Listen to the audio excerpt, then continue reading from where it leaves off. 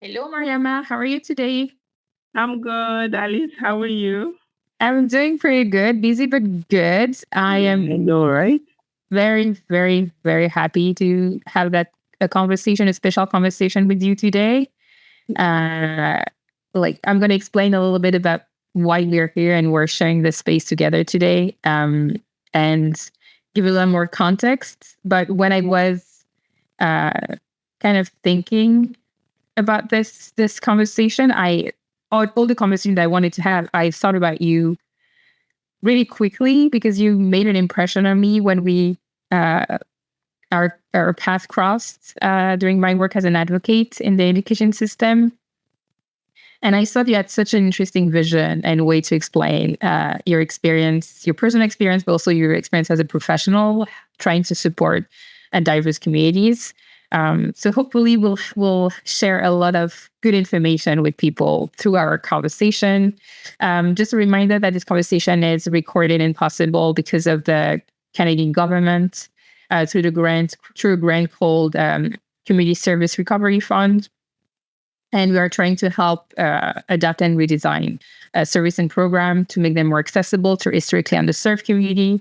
And those conversations really look at helping people to have a better understanding of the experience of being part of those communities. And the Ready Plus project that I lead specifically, which stands for Racial Equity, Accessibility, Diversity, and Inclusion Plus, is developing an approach that works on expanding people's mindsets and make sure they're ready to interact and welcome all communities, really. And for you, I thought about a conversation that I wanted to have around really wisdom, community wisdom, and how to better understand the experience specifically of Black communities, but also of all communities that are considered to be marginalized, because you have that great vision and understanding of that experience. I know we had a conversation about that, so it's I think you have a lot to say. And that's kind of the goal. I chose the title. The title was different. At first, the title was Unspoken Rules That Are Known. And so I want us to talk about the unspoken rules that exist in communities. But then I changed the title because when we were discussing, organizing this, you mentioned hand, heart, head. And I thought it was a very powerful um, way for you to guide yourself. So we'll talk about this during the conversation. But first, can you introduce yourself? Yeah. Thank you so much, Alice, for having me and for, this opportunity and the great work you and your team are doing. It's really amazing. And because also as a community, sometimes, people are always coming to us to get our opinions, but to see someone that is also part of our community to have those conversations and really invest in it in the way you have, I just want to say thank you and to be here. I'm so excited. So my name is Mariama Aregbesola. I work at the Parent Resource Center and I manage the Family Resilience Program. And the Family Resilience Program, we're mostly social workers and we support families in the community, especially parents that have kids 0 to 18 years old.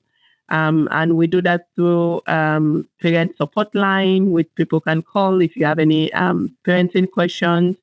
And there's the in-home support for vulnerable families, whereby, there are some people that, because of just some barriers, they cannot even leave their home for support, So we have a team of social workers that could go into their homes, and support them. And we also do parenting groups. And there's a Circle of Security parenting program, which is 8 weeks. And even in our center, the Parent Resource Center, we have the Early On program, which is for parents and their kids to do different activities, kids 0 to 6, to come. And it's Monday to Saturday, they have just different programs. So for us in our center, it's really just to support families and to be there, especially vulnerable families, that are going through a lot. And so that's the work that I do. That's a lot. You're doing a lot of work. You're very busy. You're taking time in your days. I'm very grateful because you do so much good work for people who really need it. And yeah, and I commend that for sure. Um, Part of the conversation that I wanted to have is what, what is when you, first, let's start with what is your experience first as a person, a Black person, even like going through this world. What is something that people don't necessarily notice or see that you experience that you would like to share that is your reality? Even as even in my profession, right? And even going through it, even as a marginalized person, as a Black person, right? Yes. What is what is being in your body is like? Well, it's different. You have to navigate different dimensions and had it. For me, I think one of the gifts, and I think it's for me. I show up as myself, and I think that this is just something that was taught. And when I was growing up, because for me, I came to Canada as an adult more than 20 years ago, and but when I was growing up, I grew up in a place that was predominantly Black, and I was told that Black is beautiful, right? And for me, when I show up as myself. And I also know that I have a privilege to even say that there are privileges. I'm a Black person. I face different challenges, but there's also that privilege of education, privilege of just even my life as a lived experience, right? I grew up in a home that was diverse. My stepmom is white. So I got to also navigate that and to understand my strengths and who I am.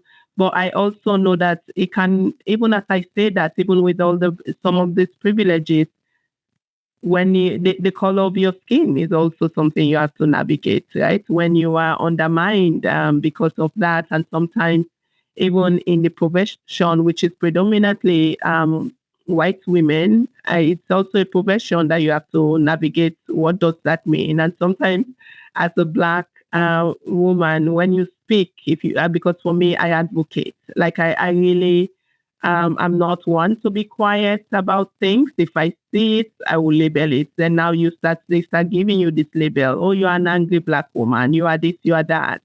And for me, I have learned to not take those things personal. When people say that, I see that it's your ignorance, but I've also learned to know that you can label all you want. It's just you and your challenge and whatever you're experiencing. For me, somebody saying you are angry, you are passionate, all these coded words that are just made, oh, you are so passionate, oh, you are well spoken. Those are all things that people think it's a compliment, but it's also things to undermine you.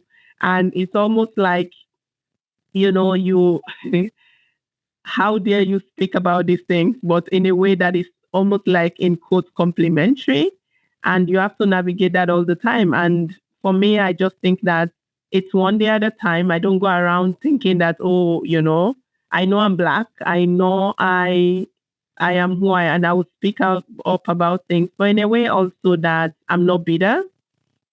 Experiences can make you better or bitter. And for me, I think that I've learned that if I am bitter, if I reflect a lot, I think about things, and if I am bitter about things, it's also giving so much power, right, to somebody else. And I think that as a community, that's something we have to navigate all the time.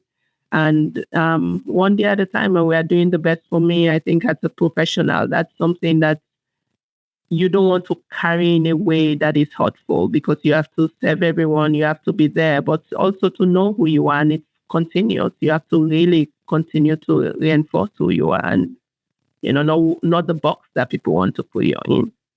I really admire the efforts you put in, taking some distance from everything that's happening and building this kind of mental shield that will protect you from other people, opinion, biases, etc. But I know for me, like your experience, unfortunately, is very common when it comes to like Black women and how they navigate the world and system, etc. But the weird thing is that it's very real, it's very common. So it's an experience that we all have. It's kind of a collective experience. Yet there's a lot of people who think it's not a thing and racism is not a thing, especially in Canada. Like, what would you tell those people? Because I know it's kind of weird to have that experience. That's one of the things that I find is weird is that it's crystal clear for me. I interact with too many people and I've experienced too many things, not for those situations where people are like judging me for not for who I am, but for what they see. It is kind of weird that people would just doubt. So is racism a thing in Canada? Of course, racism is a thing in Canada. And again, we're not just saying that because, I mean, we experience it every day. And sometimes, even the experience it every day until George Floyd happened, everybody was just thinking, we're just complaining about things, right? Then until the pandemic and they saw that in that way. But of course, and part of it too is that, most people don't know the history of Canada. And I think that most times for us, especially when people come in as immigrants, when you are doing the test, to be a Canadian citizen, you read about the history, but some of our histories are not even taught in school, even with our children. So know where we are coming from, that there was the world generally, in most of the world anyways, the foundation of it it's built on that, right? It's built on, and it's through the history of colonialism, with indigenous people, slavery, with Black people. It's just systemic, and this system was built based on whiteness and ethnocentrism. Like it's just built on whiteness, and for us to say there's no racism, it's also minimizing. It's minimizing people's experiences. It's almost like whitewashing, almost like, oh yeah, just it's okay. We are Canadians. We are nice. Yes, we are nice. But underneath of that smile, there are other things. And sometimes we cannot just put smiles and cover the experiences of people. In circle of security, we talk about the things that are hidden in plain sight, right? Like sometimes things are not black and white. You don't see them. Sometimes it's the unspoken words, it's the things, it's the passive aggressive, whether it's at work, whether it's when you go to stores, the way people follow you. Like I always find it very fascinating, especially living in Ottawa, because I've lived in Vancouver, I've lived in the Maritimes, we've moved a lot. And for me, Ottawa is that place where you have people that are so educated, they travel, and you see diversity in Ontario. We are all everywhere, but it's the place that the knife cuts so deep. It's the things that are hidden in plain sight. When you go to stores, people say they are followed. I have been followed. I have been treated a certain way, and it's just even when you for families that I know that are trying to access services, the challenges of that. A lot of families, their kids are serious involved, more than they should be. The number is high for marginalized communities, and it's just a lot of things. Even accessing those systems, sometimes it's like people are seen as, their parenting has to be a certain way. When we talk about the unspoken rules, it's almost like you have to parent a certain way, in quotes. You have to parent a white way, right? Like in the way that it's done in the West, right? In the way that, and for some of us, that we've been taught, even in our communities, to be more communal, to think more about everyone. Then you are in a society that is so individualistic. It's for us, it's like it takes a village to raise a child. For me, that is ingrained in the work that I do. That is ingrained in who I am. I'm telling you, Alice, I do this work knowing that even as a parent, if I have to do all of that on my own without the community of whether it's family, friends, and church, and just different places that people go, to find that that place to connect, whether it's cultural groups, it's going to be difficult and it's going to be challenging. And when you are now living here, you don't have family, you don't have that communal, school becomes that community. But then the school starts putting your child in a box that they will never fit. Then you have to navigate that system that when it's almost like I go to schools all the time to navigate even relationship with families. And it's almost like they should, even we are trying with that the unspoken rules and the words. It's almost like we are trying. It's almost a privilege that your child is even here and we are doing the best. As opposed to, talking down at parents, as opposed to how can we collaborate together? What is best for this child? If a child something is happening for that child, instead of you to put them in that box and say, oh, they have to be suspended, or, you just put stringent rules that don't apply for other children. Mm-hmm. Right there, you are telling that little child that they are not welcome in a place that they have to go to every single day. Yeah. And then you set that child up who left their home thinking that I'm going to make friends. They start saying that my teacher doesn't like me. My teacher, it's not because the teacher say, oh, I don't like you. It's the action. It's the action that speaks louder than words. It's it's a lot, right? And so for me, I know that we can talk about these things, and sometimes I know we can say it's not personal for us. Even we are older enough to understand it, and we have ways to navigate it, to tell ourselves, to say, okay, this is what, but you can imagine a child. Mm-hmm. Yeah, And exactly.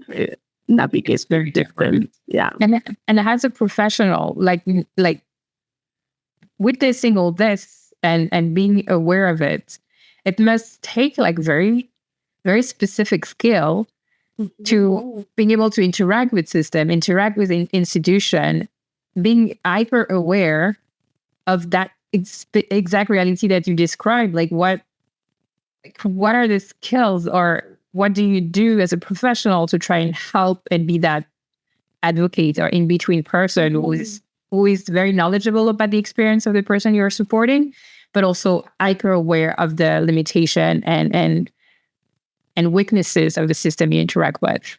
For me, even I will start by even saying that even though my profession as social work is ideally an empathic and caring profession, right? So, and and more, a lot of diverse people are coming in, but it's really predominantly a white women, that are in the profession, which is not a bad thing at all, because I think that if we support people in the way that we are supposed to, every hand on deck and every help is needed in that.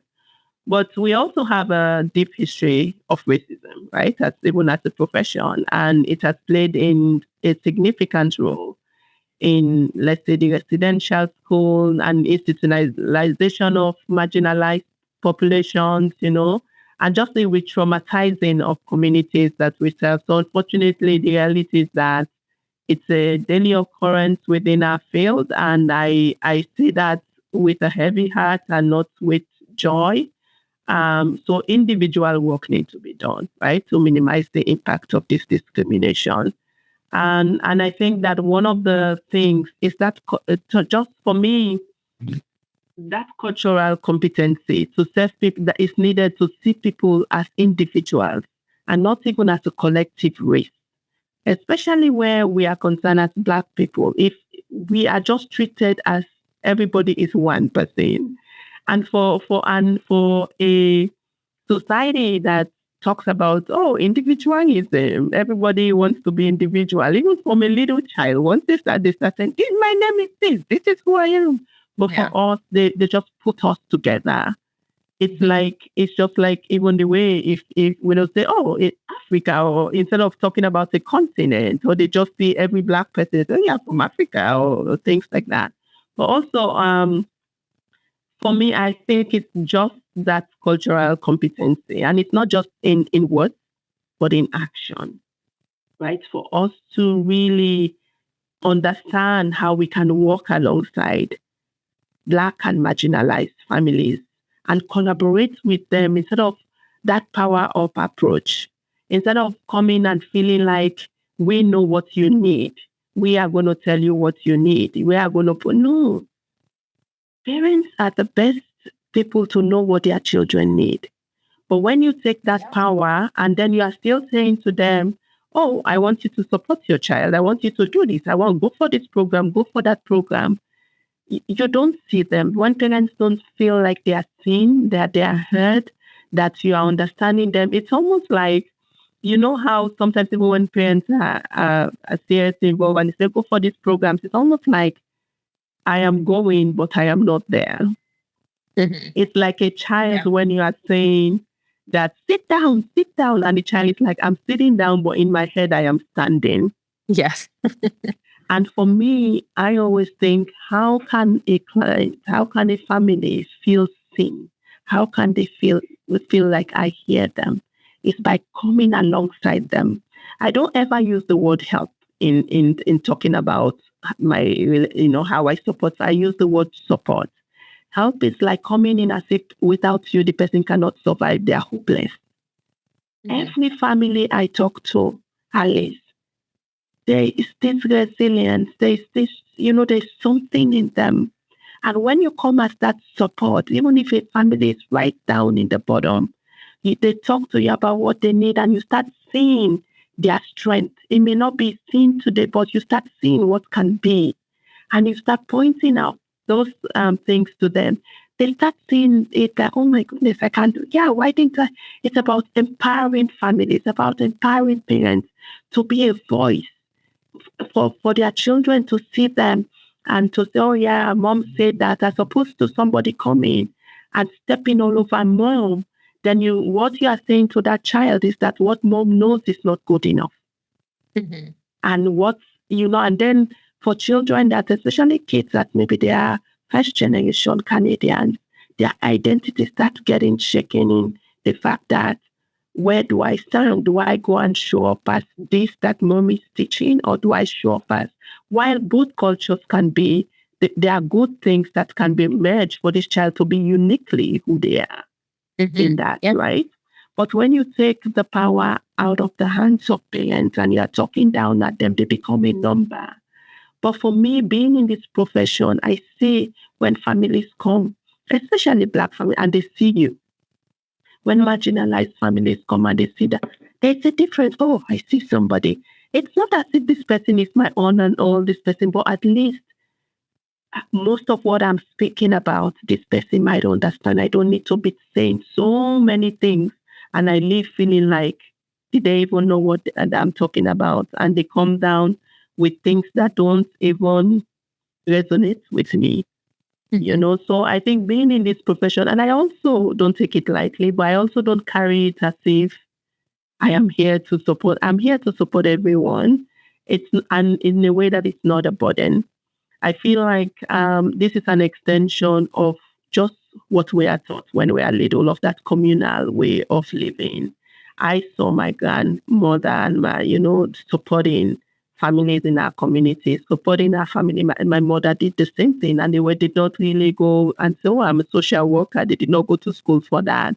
But for me, I also saw this as I see this every day as an opportunity to also be a voice for people that, I will not say voiceless, but people that right now cannot speak or say, in a way that eventually they will, and to come alongside people to advocate for them, whether it's through the schools or through the systems. So system navigation is one of the big things that we do, and advocacy, attending meetings with people, trying to support them by understanding that this system, it's not easy to navigate, but also when you have support or when you ask the questions, it can really benefit you. And to support them in a way that they feel seen, they feel heard, and bring other professionals to come alongside to support them, because it takes all of us, not just one person. If what you do, like all the things that you describe, which are I hope you understand that it's an expertise that you developed through your own lived experience, your own community experience. Like you're just through your life. So you're bringing really a specific expertise that I hope you feel valued because you have that expertise. But like not everybody has access to a Mariama, unfortunately, especially marginalized families. Like, so what happened when they don't have a Mariama? Like, what have you seen that happens for families when they don't get that tailored support of cultural competency, trust building, understanding and compassion? Like, what if that doesn't happen? Like, what have you seen that is happening with families? One of the good things I would say, even before that, Alice, is that there are a lot of community centers, like a lot of other people that are doing work, at least trying to get towards marginalized families and Black families. But what I see is that when families don't get that support in that way, there's a lot of lack of trust, right? And then they become quiet. They don't they also, like the lack of trust, they won't trust the system that they will be supported. So that's not helpful. And it just does not help them to even want to try sometimes, and which is painful to see, because sometimes even for me, when I start with a family, whether they are marginalized, there's also that skepticism, right? They're like, yeah, another thing. But then you see that they really just, most of them, they get overwhelmed. They feel like they are not understood, and then they just feel targeted, and they feel that the system does not allow them and their families to thrive. So in that is a big barrier, right? Just to even when you come, just to say, okay, I'm here to support you. They look at you first like, oh, okay, it's so great and everything. But then and I would say to families that, may not be working with me, there are other places you can access, right? And there's if you because also one of the things that is not talked about is even mental health, right? Like because of the trauma that most marginalized families go through, the parents again and again, it causes a lot of challenges in that. So there are counseling that are now geared towards this counseling connect. There are other places that you can access, but again, it's to try, and even if you don't have somebody, is to try and say, what do I need? Right? What do I need? Sometimes, when you ask yourself, sometimes things are so overwhelming to even say what I need, you almost think like, I can't even think of that. It's too scary to think. But when you think, what do I need? It helps you to even say, if I need support, where can I get it? And then you say, oh, maybe I can go to that community. Maybe I can ask my doctor. And if you don't have a doctor, maybe I can Google. Maybe I can even say, oh, Google parenting. Like just even start. But again, one thing that we are good as a community, and I think that especially for us as mothers, that we are so good at taking care of everybody else. Yes. That's how we're brought up. That's how we're brought up. But also, and if Alice, somebody tells you, oh, I need this, you would drop everything to say, oh my goodness, let me tell you, this is how you can get it. That is just how we're geared. But again, it's to say, what do I need? And the person you are asking may not even be even your physical, but even the person inside. What do I need? You said to Mariama, what do I need? And if Mariama says, today I just maybe need to rest. I just need to really think about what do we need as a family. How can those things and say, okay, I think I need this. When you identify it, then it's better for you to now say, okay, how can I get it? Then you can now start accessing, and you will find another person that can support you, even if it's not me, right? I know that I'm answering it in a broad way, but one size does not fit all. Every family is different in terms of what you need. But sometimes people are so overwhelmed that even thinking about it, you can imagine when you are a parent, you're experiencing your own challenges. Then now you are parenting children that are experiencing challenges, and especially challenges that that you can try, but sometimes it's when it's race related, it cuts so deep. It cuts so deep, and it's something that you have to go within and start finding to say, okay, can I reach? Who can I talk to? Who can I say I need this help? Safety. Safety, right? And you need safety because otherwise, if you go to someone that you think that you are not heard, that will not even shut you down. Yeah, and that would cause more harm than good. But and one thing too is that, like I always say, experiences can make us better. If we have an experience that was not good, the worst thing we can do is also to shut down, right? Because again, I always say, start processing that, this experience was not good. And, sometimes we can talk about it with somebody else. This was really not a good experience. But, I can try because of my child, because of myself. Maybe I can try and go somewhere else, because again, if we don't process the things, then we become so bitter. We become we become resentful. And it's like us drinking the poison, we drank it, and then we're waiting for somebody else to die. Every day we are cooking, like we are like, oh my goodness, look at what happened. This one, then something happened, you say something, it triggers you, then I'm like, oh, is it because of this little thing that happened? But it's because we have been keeping it in. It's like a pressure cooker. And it's holding us from getting that support. It's holding our children from getting that support. And it's not healthy, it's not helpful. So I would say that sometimes try and don't give up, because we are the best advocates for our children. When we give up, you can imagine little ones that are also trying to navigate this world. It's almost like we are saying that we can't, and then they grow up saying nobody can, right? And it's just going through the system that may lead them to other things that are not also healthy and helpful. And also always to remember, especially for most of us, this system wasn't built for us. Yeah. It's like, it was not.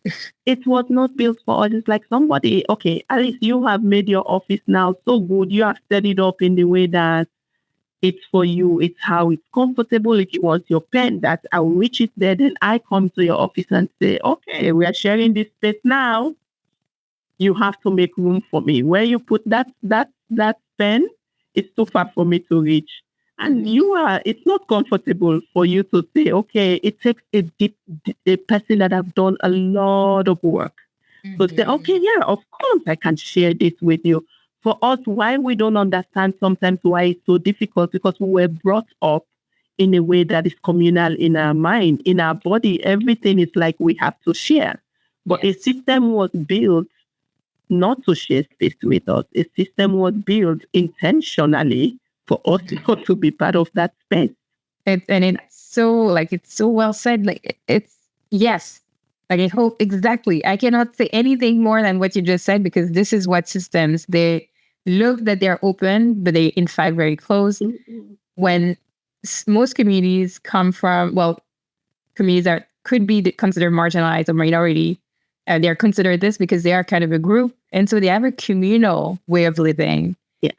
And can you I'm really curious to know more about that aspect of your personal identity and the people that you interact with. Like what is that communal way of living? Like what are the specificities? What are the practices, the rules? Like what does it look like that just doesn't work for systems or the outside? I think the communal way of living, for me, I would say even if whether you are in an office or, for some people that live even say in apartments and things like that, once you see someone, you say, oh, how are you and everything. And if people need something, you are like, oh yeah, if you have it, you want to give it. But it's to put yourself out there, to always put others first, to always feel how can I accommodate other people. But the more you are living too, you also, which has been taught, even if you look at the indigenous communities, it's just you have friends, you have people you share with, and that's why some of these things people see more of our strength because we have each other where we can talk about things. And once we talk about things, we think, oh, we don't need therapy, it's fine. But after we talk about them, which is great, we also have to navigate the system. And most times, what I find, even especially in Ottawa, even what I find that a lot of us are in our communities, especially weekends.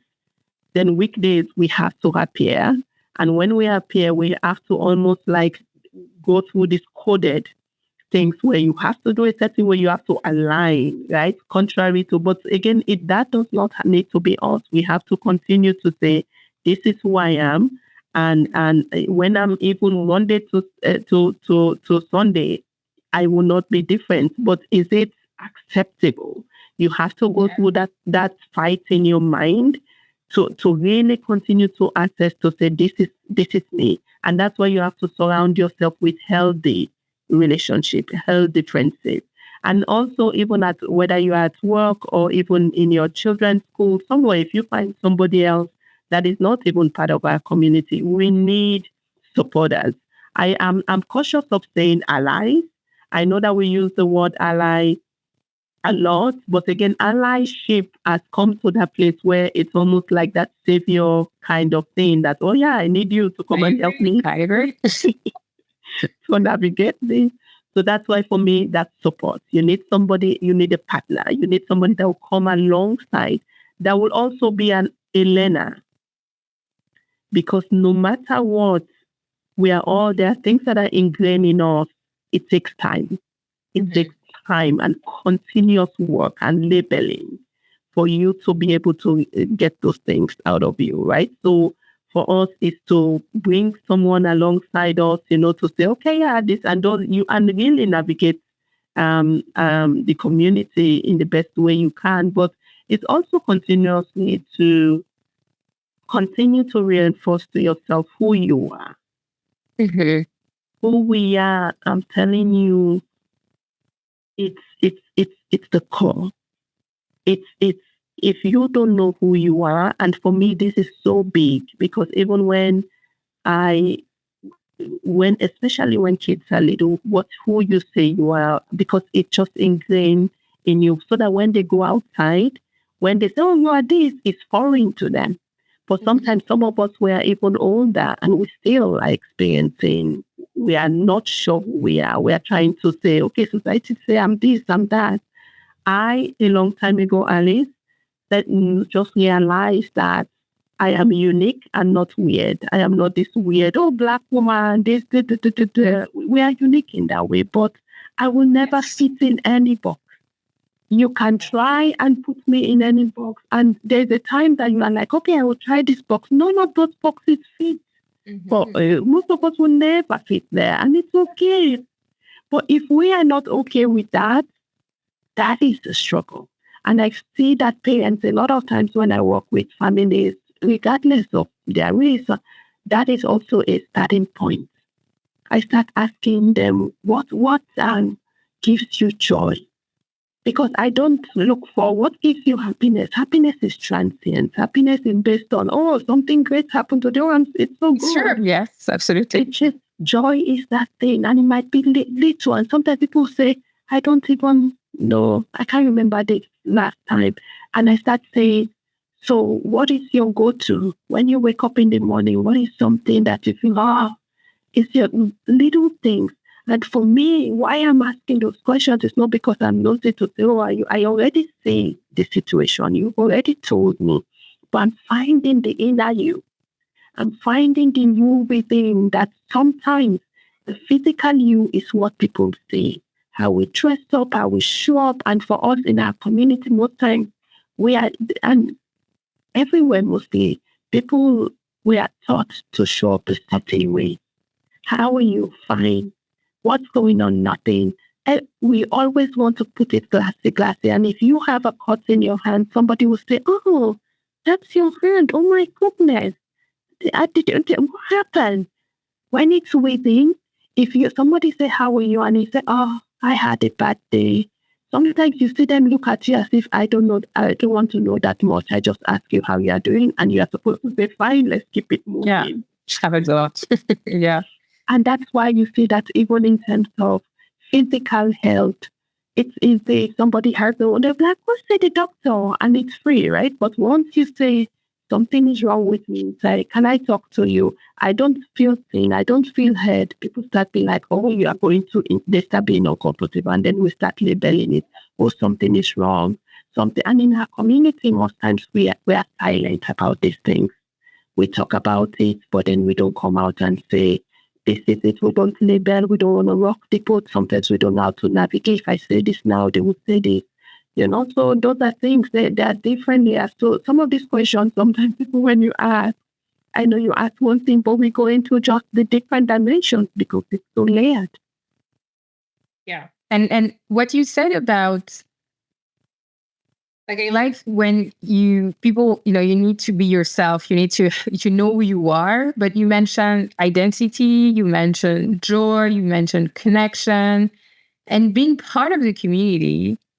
Like, that's my understanding. And what I was thinking about when I was listening to you is, if you're not sure about who you are, you don't naturally seek joy, or you don't know what joy is, or you're not sure you want to be like how to connect, then being part of the community is a great way to have like a safe space to build who you are, because it gives you identity, it gives you joy, it gives you connection. Like, for you, do you also feel like people in Canada, because there's a lack of community and connection, like community living is not done in Canada? That's my vision as an immigrant, because I'm from France originally.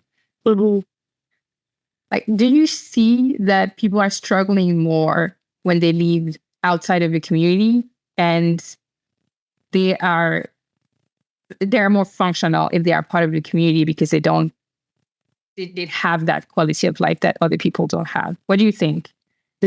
I think that no man is an island, and I think that to live outside of the community, it's really not helpful sometimes.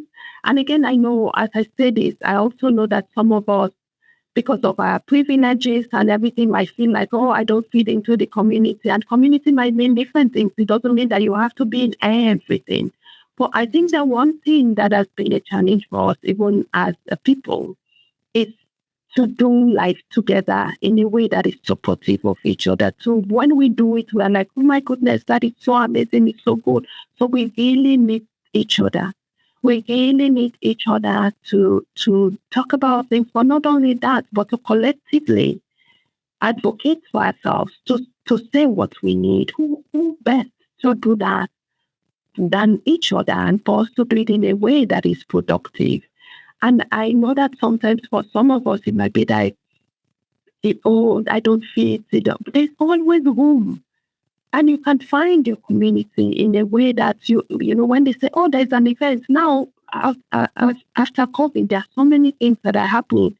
You can join, or you can attend when they say, oh, there's cynical, and when there's this and that. There are so many things that we can do. But I don't think that living outside of our community also exposes us to other things. And we might think we are good. We are living in a house that is fine. Nobody's bothering me. I have a good job and everything I don't need.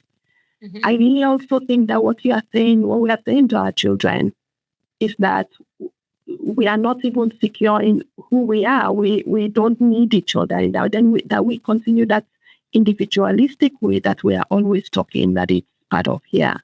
So I think it's that conscious effort to say, no community is perfect.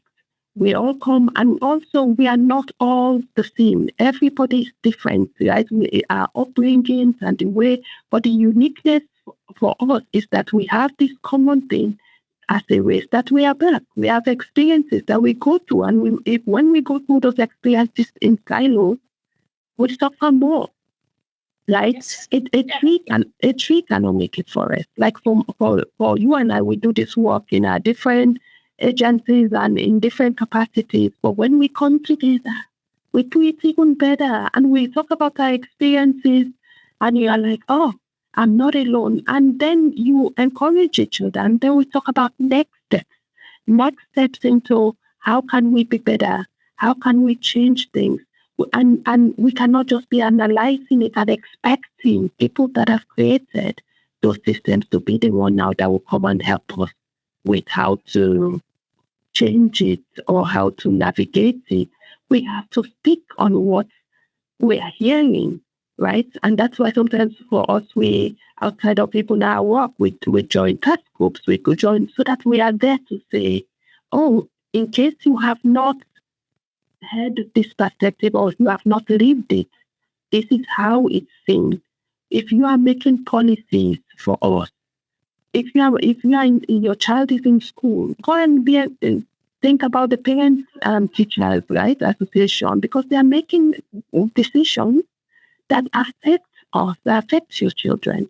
And then we can compare, oh, the school is not, we have to start going into this and we have to do it together. Having that mind of collective, we have to go together. Otherwise, tokenism will continue. They will just need one of us somewhere. And oh, don't you think we have that person? And they will use us for grants and say, oh, yeah, we are supporting marginalized people. We are supporting this and that. But meanwhile, it's not tailored in the way that we need to be supported. So I think that it's really important that our community, it's not a perfect, there's no perfect community. We are not perfect. You can imagine. No. But one of the things though, like it's not about perfection. I think there's beauty and strength, and it's always about balancing how you see things, balancing how you view the world, and trying to not make assumption, even positive assumption.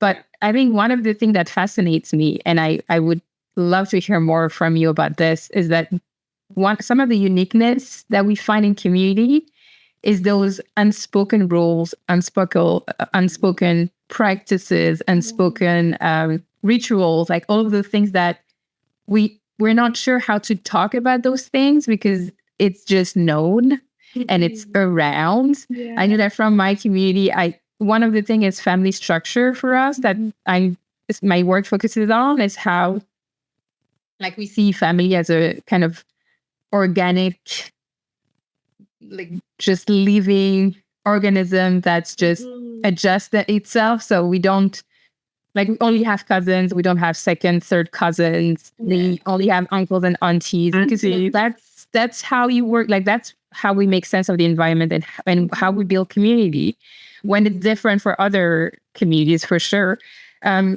So when it comes to those unspoken rules, like, do you have maybe example of, in your professional life or in your personal life, examples where you can clearly see that you hold an unspoken rule in your community that just other people don't understand or misunderstand, and it creates kind of a weird,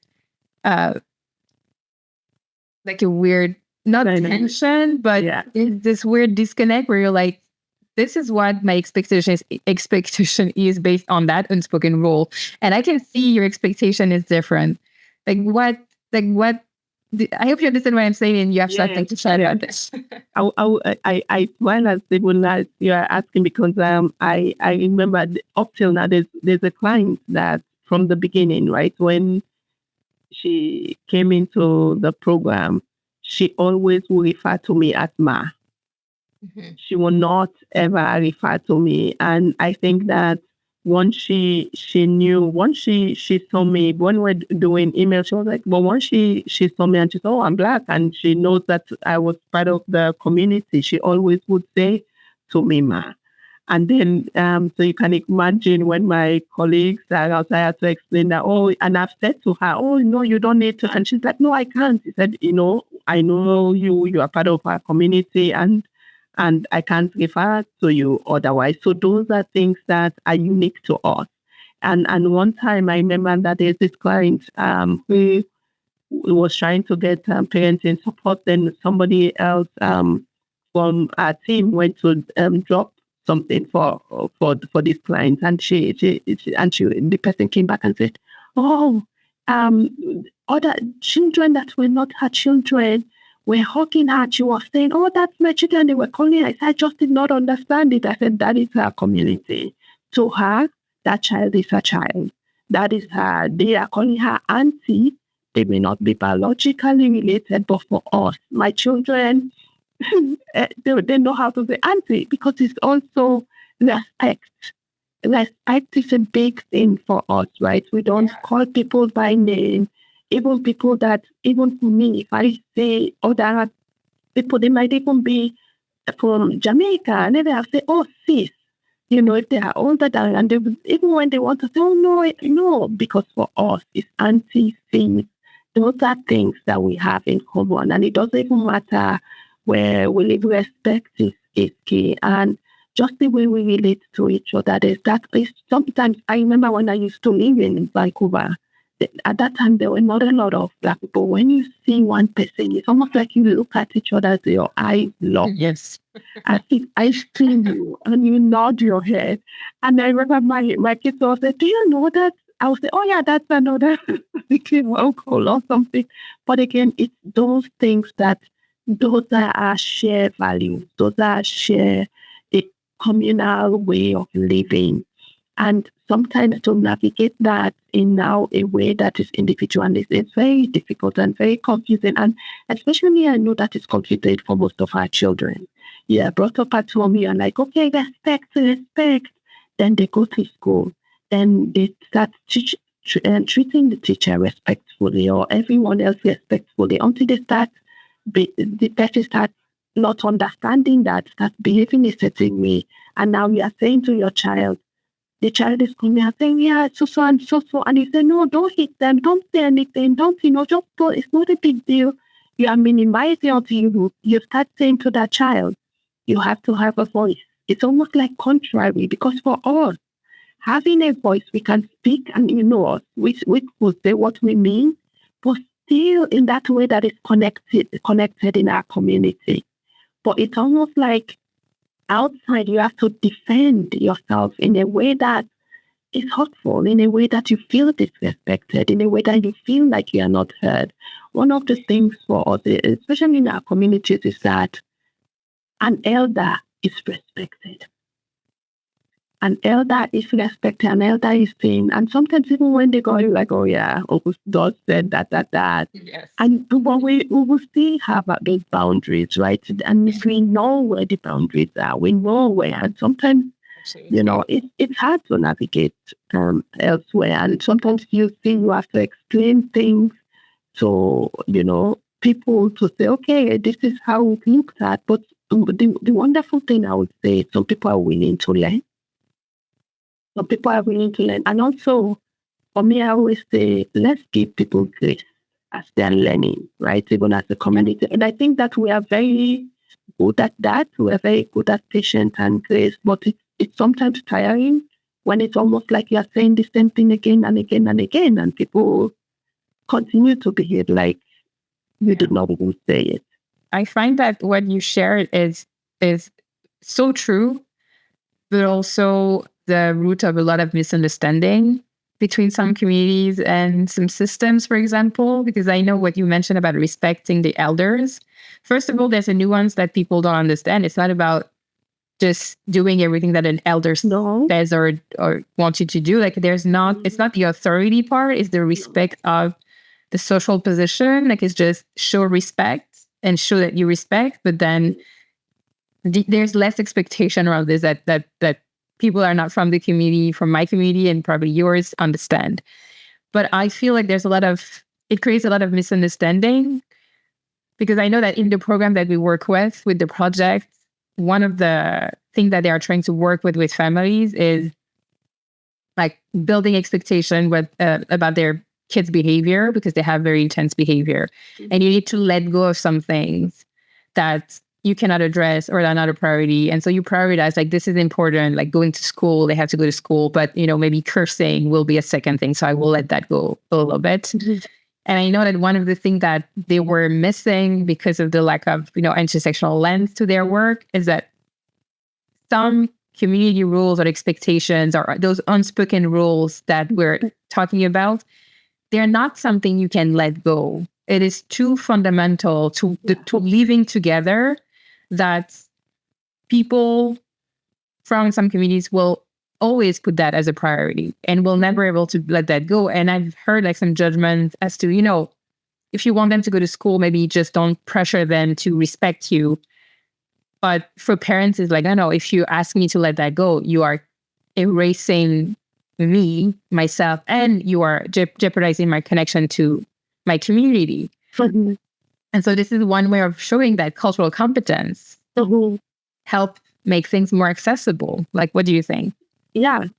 And again, it's always that it's a dance and that art that we continue to navigate. And again, because for us to also infiltrate some of the systems, we know that if the parents have made all the sacrifices for to be here, their children going to school is one of those ways. Those are one of, in fact, for you and I, when we talk about some of the privileges we have, those are one of the privileges. And for us to even do this and be in this role and capacity.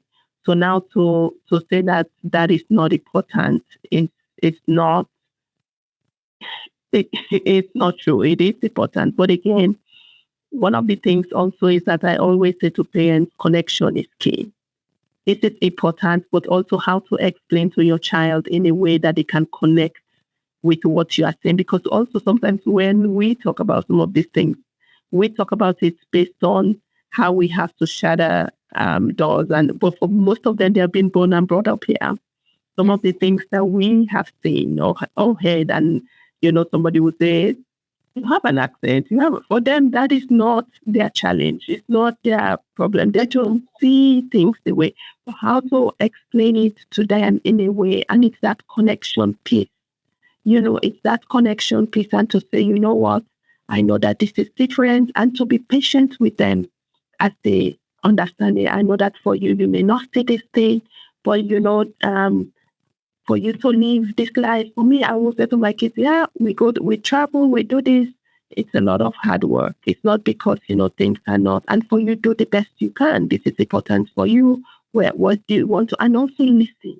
We have to listen to our children for them to be able to talk to us about some of the challenges that they're experiencing, as opposed to them thinking that we are just putting our dreams and aspirations on them.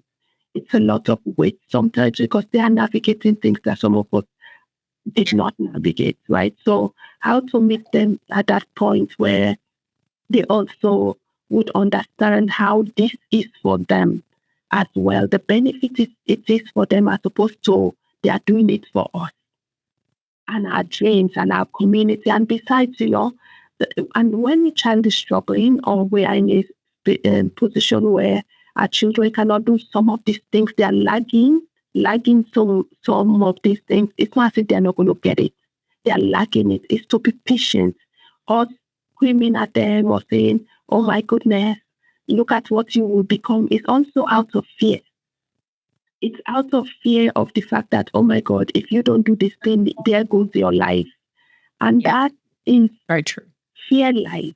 Fear is like a moody friend. You're like, oh, how are you today? And you're like, I'm good. And you see them in the afternoon, they look at you like they've never met you. Fear sometimes makes us go to that place because of our trauma. Because of, oh my goodness, if I did not have this education, or some of us, we don't even have it. That's why my child is where they are. That's why my life is like this. I cannot access them. I cannot this. If I would have gone to school. Some of us were like, we had this education, came to this country. We are still doing menial jobs because we still have to go to school in Canada. I had a degree before I came, but I still had to go to school here to get this degree that I have that I'm working with. So and I understand the importance of it. But more than ever, connection with our children is key. If we are not allowing them to speak to us, if we are not advocating for them, if we are not doing the work, then who else will? Somebody else. They will have to talk to somebody. It might be that friend that you are like, you don't have anything in common, but at least that friend sees them. That friend talks to them as if they are human. We are talking down at them. We are telling them what the dreams are. So we ourselves have to also reflect in a way that is good for us to say, I'm telling you, I look at even sometimes when people feel like our parents say, We love our children.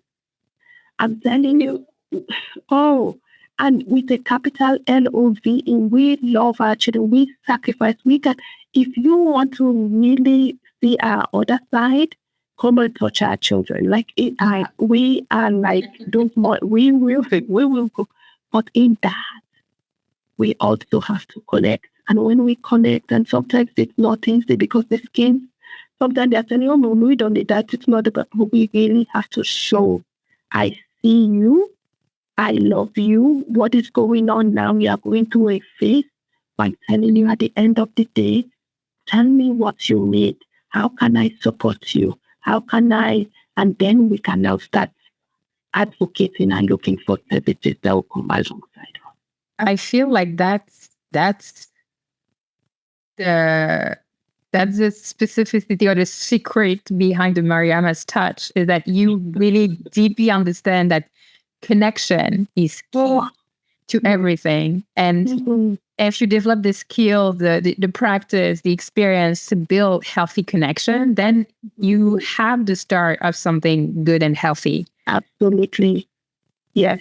Connection for me, connection is key. Like even with even in the way you build trust, in the way you, for me, it's in the way you see people. I feel like if you are asking people, people cannot give what they don't have. If you are asking people to give something that they don't have, it's just like if you are drinking tea or coffee, and I say to you, Alice, I want some of that tea or your coffee, and you're like, oh, it's finished. Can I make you another one? I said, no, the one you just drank is what I need. And you're like, the cup is empty. And I'm like, I want that. What would happen is that after a while, even if you are well intentioned, you're going to be frustrated. You're going to be angry, and you are going to be like, I don't know what you want. And then we are not on the same page. So for me, that connection is key. Ask people to come. Okay, this is where you are at. Sometimes our children, they want the best too. They want to go to school. They want to do these things. But then if they are going to the same school that they don't feel seen. They are bullied. They feel like, oh, my teacher don't even think that I'm smart enough. They are told to do other courses that may not take them to college. They are just looked down at. Do you think that that child will wake up every morning, no matter how brilliant, and say, oh, I want to go to that place that treats me like crap? No.